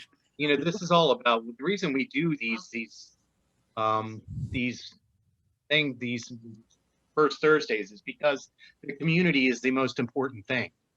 Like if we don't get our communities together and if we don't talk in our own groups amongst ourselves and reach out, nothing's going to work. And actually greed and power is what is behind that. And you're right. Actually, larger corporations need to put more into their community. So, you know, I know at Pride, we reach out and we try very hard to get them to donate to us. And that's all well and good in one thing and another. But I don't see them doing anything on a large scale, the ones that are here in town. We see a few things, but I think it's a good point. You know, it starts from, that's the only time I might agree with the trickle down theory. It might actually help. You know, other than that, you know, it obviously does not help.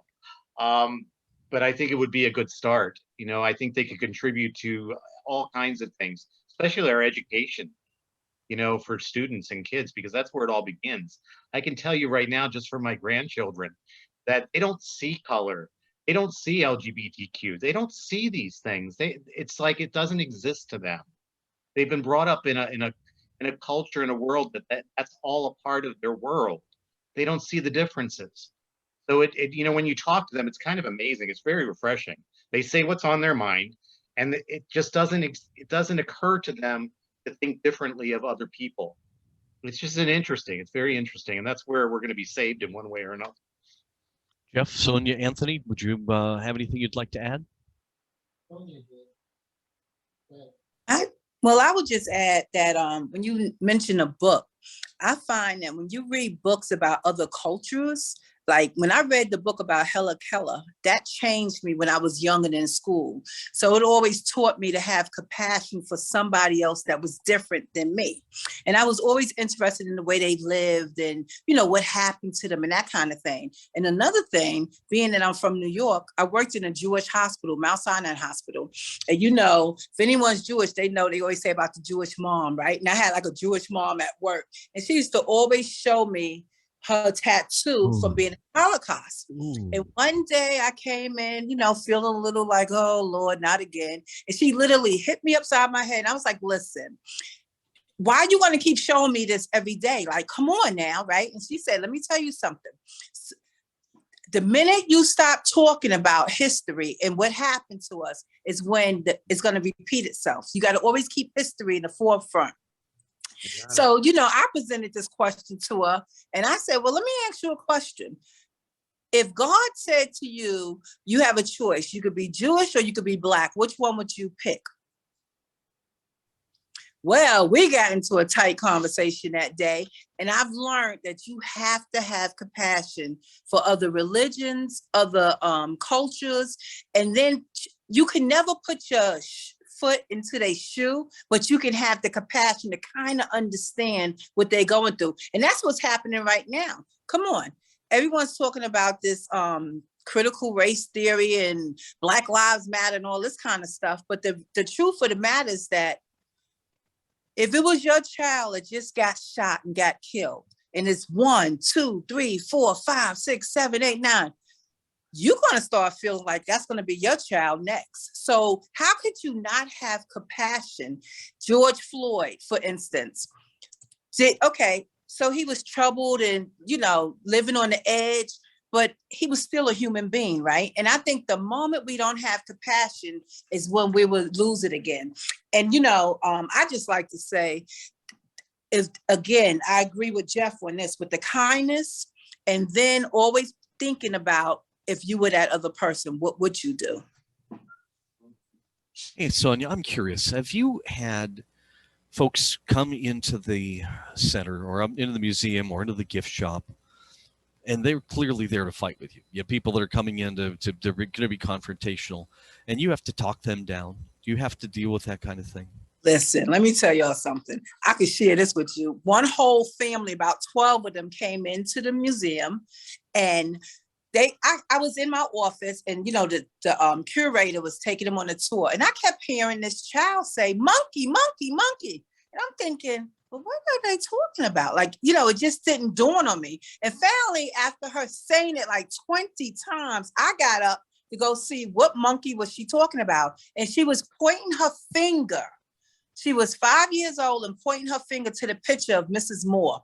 Nobody said anything, not even the curator that works for me, right? So I said, excuse me, sweetheart, you keep saying monkey, monkey, monkey. Where's the monkey? She said, right there, right there. So that told me right away that in their household, that's how they referred to Black people. So I said, no, she's not a monkey. Let me correct you. Her name is Mrs. Moore.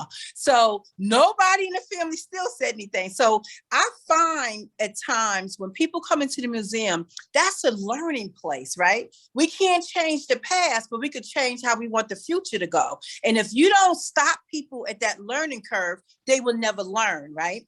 And it ended up with that group of family, I literally had to escort them out because they were coming just to do those kind of things, right? So I told them this wasn't a place for them. You know, they can go someplace else to do that. But I did have an 85-year-old man come in, and y'all got to hear this.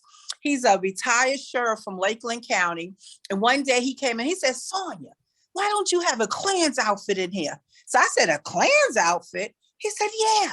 So then I said, I don't have one. So he goes, why don't you make one? Go to a sewing machine and make one. I said, you got me messed up. You think I'm gonna sit down and take 2 white sheets and cut out the eyes and sew a Klan outfit together?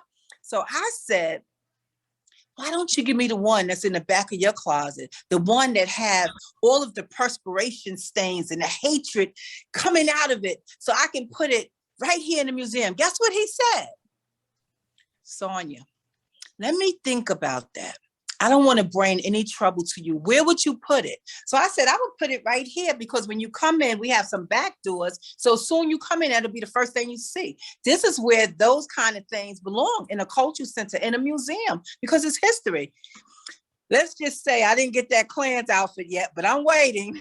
So yes, we do, to answer your question, we do get people that come in. Some people just want to come in to see Willis McCall, Sheriff Willis McCall picture. So you already know what they dealing with.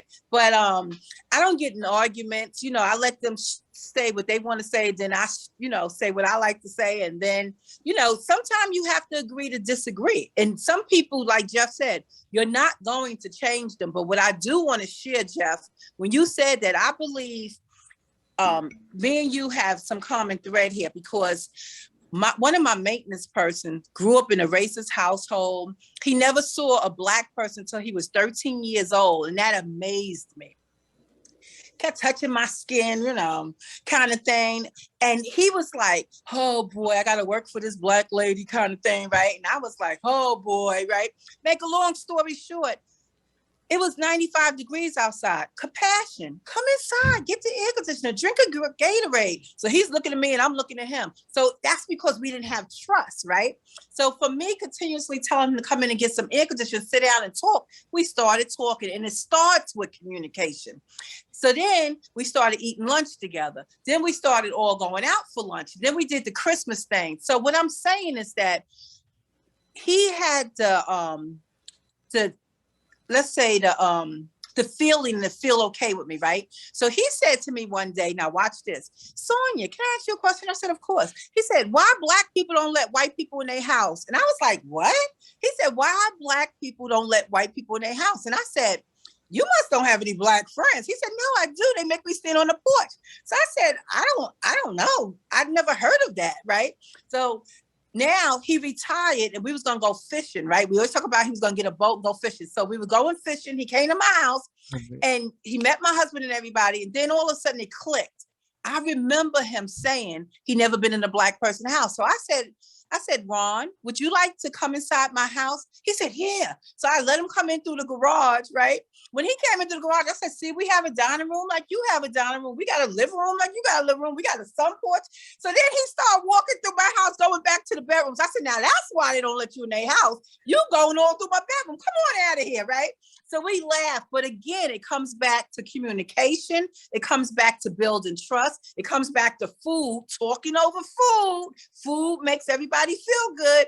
And then you start learning to have trust. And then that's when people feel free. Because if I feel free, Jeff, to speak to you, if I feel free to speak to you and ask about the LBG community, you know, you have to have some kind of trust there to know that I'm not coming from a mean place, but I want to learn, right? And I think that's what it is. We have to feel free. And you have to say to somebody, well, I don't quite understand. Can you explain this to me? Or in my experience, you know, use those kind of words instead of being like, oh, no. I just don't like the Confederate flag and that's all to it. You know, you just can't do that.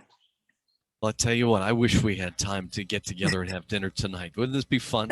It is, you know, it is one of the things that we genuinely miss as a result of this pandemic is the opportunity to meet together and to have our meetings as we have for many years, you know, where we can see each other and shake hands and look each other in the eye and talk. Jeff, you want to respond to what Sonia just said? This is pretty interesting. I'm thinking we need a soapbox for Sonia. She's a heck of a speaker, really good. And I bet you got a whole lot more stories like that. But you're right. You're right 100%. And that it is breaking down those misunderstandings. And I'm glad you mentioned it too, because we know that they're wrong. We know that the people involved in this stuff are wrong, but they don't realize it. So instead of, like Sonia said, you know, instead of saying, oh, I don't want to hear that, you know, you're wrong.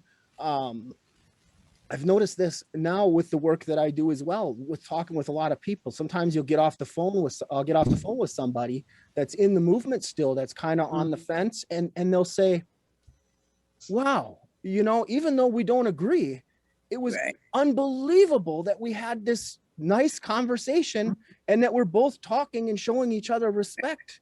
Like, and to me, it's like, I want to just say, well, what did you expect? Like, well, I was going to yell at you or something? No, you know, let's have a conversation. And it means something. So when we talk about planting seeds, that's it. You know, like Sonia had said about letting the guy in her house. Now, when he started back in the bedrooms, it was maybe time to get him out. But, you know, that showing them like, hey, let's break down this stereotype. Come on in. It's probably just like your house, you know? Yeah. Like, I mean, no, I think it's fantastic. It really is. And that's where we can really make a change is by having those conversations again. You know, the Southern Poverty Law Center has something they call the hate map, and it essentially identifies the fact that there are organizations that you know, promote hate of many different kinds. And when you look at that map and they update it every year, and you can look around right here in Cocoa, just a few miles from my house, there is actually a Klan office. And it's, I remember the first time I saw it, it's like, no way, that can't be, you know, is that a mistake? You know, in my own neighborhood? And the answer is, oh yeah, they're here. And that organization still exists. As a kid, growing up, you know, I kind of thought that was something in the history. You know, you see pictures of that, but no, it's very real, and it is here. And you know, I've canvassed, you know, knocking on doors and getting people. I remember stopping at a door, and a family, folks Indian descent, and they at the entrance to their home there was a swastika painted on the ground. It was like, why is that there? And they described the fact that their next door neighbor has been doing it, and they wipe it off, and the neighbor comes back, and pretty soon they just figured they'll just leave it. You know, it is here. It's in our neighborhood, and that's a problem. Very true. In any case, our discussion is going to have to start to wind down, but I would love to kind of go through with each of you from the top, if I can. Again, an action item. I've been writing things down, and I see that visiting the Moore Center is something I recommend. Looking at our contacts and our phone, I think that's a really interesting point. Speaking up when we see people doing the wrong thing or saying something wrong, not being afraid to speak up for the right thing. That's an important thing. The general concept of education, supporting education, helping our local schools, that's key, I think. Anybody else, an action item, something that they can do, when we log off tonight? You know, something that we can close with, an action item. Anybody? Any of our speakers have a final action item that I've missed? I'm in need of one. I'm in need of an action item. Sure, Out my Bonnie. window is a house with a flag upside down. As an insurrectionist, how can I break that? How can I break into that and make contact with that family, white family? Any suggestions? Great question. I'll say they You know, haven't done me Can any. you repeat it? I said, out my window is a house with an American flag upside down, obviously representing support of the insurrection. And I'm asking for an action, what I can do to try and break the barrier. They've seen my Biden signs and whatever I've had in front of my house, and nobody's done me any harm except once the sign was stolen. But what could I do to make friends with these people and break that barrier? You know, I was just going to say, Bonnie, I don't know about that particular situation, but sometimes Wait. you don't waste your time on that person. You go to the next house, which maybe just has another flag out there that's offensive, but not so offensive. Or, you know, it's just like when we participate in political campaigns, and we get to a door and somebody just doesn't want to hear it. We go on to the next door where we can have a conversation. So maybe, you know, you can't necessarily break down the barrier with everyone, but maybe your time is better spent elsewhere. And perhaps, you know, different panelists has some different advice, but that's something I would consider. Thank you. I'd like to say, Go ahead. Go ahead, Karen. okay, I just want to say, you know, the one suggestion, like Sonia was saying, breaking bread together with people sometimes. Maybe if you have a little event or something, maybe take a meal over, or you know, share some pie or piece of cake or something like that with them. So I just want to share this with you to start the conversation. I find myself a lot of times in the midst of a bunch of MAGA hats and all that sort of stuff. I think part of my purpose on this earth is to make peace. So I don't, in my younger days, I was a stereotypical type young Black female, you know, that would fight out, but not because I would start something, but because I was defending someone that I felt was treated wrong, or the kids would pick on somebody or something like that. But as I got older, I learned how to use my mind a whole lot better. And when I find myself in those situations now, well, everybody knows, most of my friends here know that I sing karaoke a lot, and I just find myself in the midst of stuff.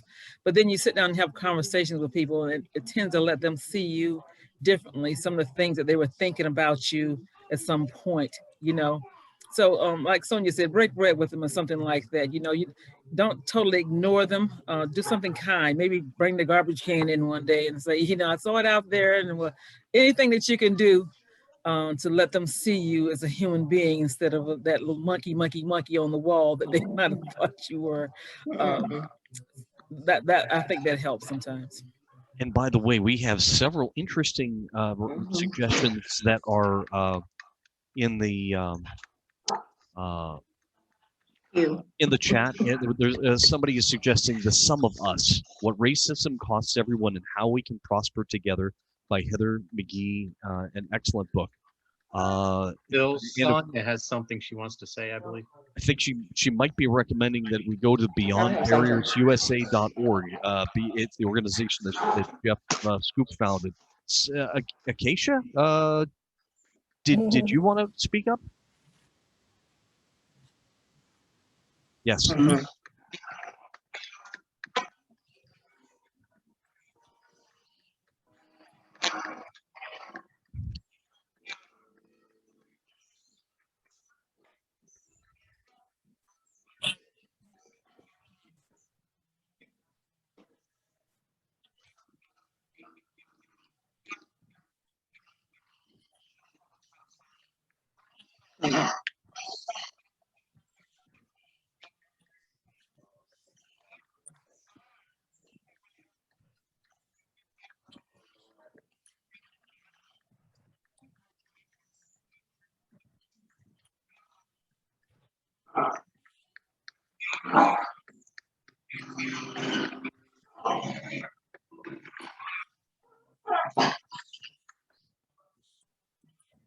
An excellent suggestion. And somebody had asked what it was. The Southern Poverty Law Center is a wonderful resource on this topic. Southern Poverty Law Center. If you've not been there, it's worth going to.